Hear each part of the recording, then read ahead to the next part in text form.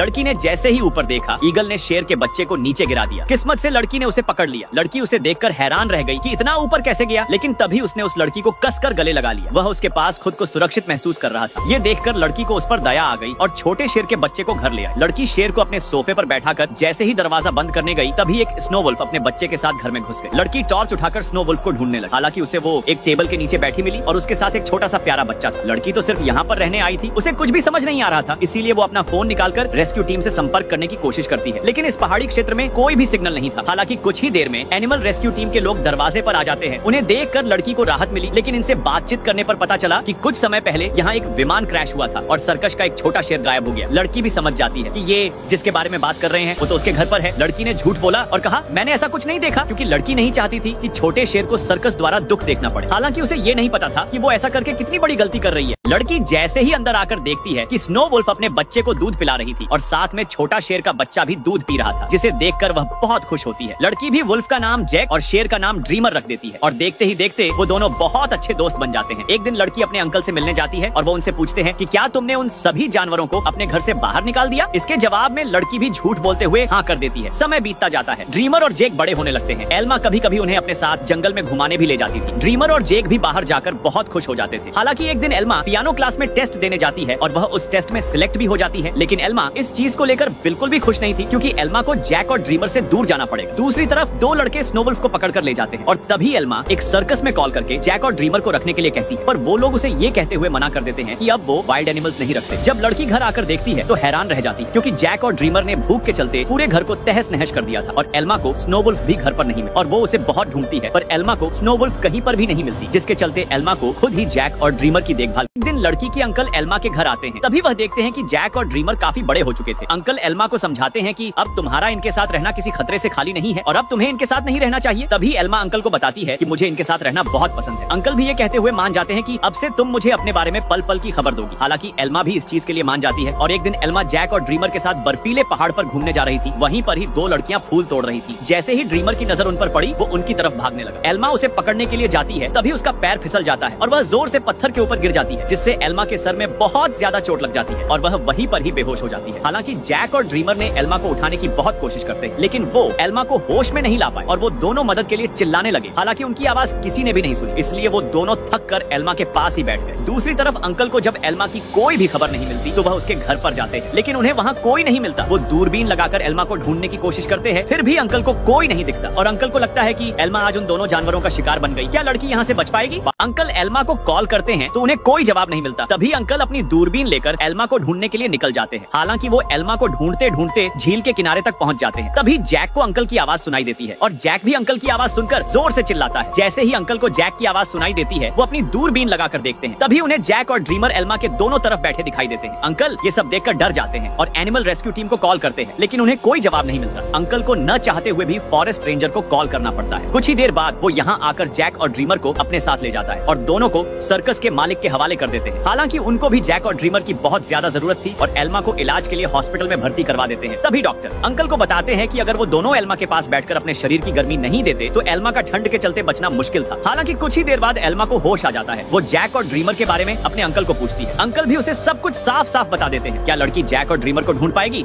Elma अपने uncle के साथ जैक और ड्रीमर को देखने के लिए फॉरेस्ट रेंजर के पास आती है। तभी वो उसे बताता है कि अब वो एक सर्कस के मालिक के पास है। ये सुनकर एल्मा गुस्सा हो जाती है और चिल्लाते हुए बताती है कि मैंने उन दोनों को बच्चे की तरह पाला है और तुमने उन्हें बंधी बनाकर रखने के लिए भेज दिया। तभी एल्मा अपनी जिद के चलते उनका पता लगाने के लिए सर्कस के मालिक से कांटेक्ट करती है। सर्कस का मालिक एल्मा को बताता है कि वो एक जंगली जानवर है। यहाँ अपनी प्रजाति के साथ रहकर वो बहुत खुश है। अगर तुम इसे खुश देखना चाहती हो तो इसे यही रहने देना होगा। एल्मा भी उसकी बात मान जाती है, लेकिन वो अंदर ही अंदर ड्रीमर को सर्कस से बचाने का सोच लेती है, क्योंकि वो जानती थी कि सर्कस में सभी ड्रीमर को टॉर्चर कर रहे होंगे। इसीलिए वो शहर में लगने वाले सभी सर्कस में उसे ढूंढने लग जाती है। लेकिन वह ओलान के सर्कस को नहीं ढूंढ पाती, क्योंकि उनका सर्कस रोजाना अलग अलग जगह पर शिफ्ट हो जाता था। ओलान ड्रीमर को टॉर्चर करते हुए शो दिखाने लग गया था। हालांकि एक दिन जब ओलान का सर्कस दूसरी शहर जा रहा था, तभी जैक अपने दोस्त ड्रीमर की स्मेल सूंघ लेता है, जिससे उसे पता चल जाता है कि ड्रीमर मेरे आसपास ही है। और रात होते ही जैक अपने दोस्त ड्रीमर को ढूंढ भी लेता है, जो कि सर्कस के ट्रक में बंद था। जैक उसे उस ट्रक से निकालने की बहुत कोशिश करता है, लेकिन तभी सर्कस के लोग वहां आ जाते हैं। Subscribe for next part.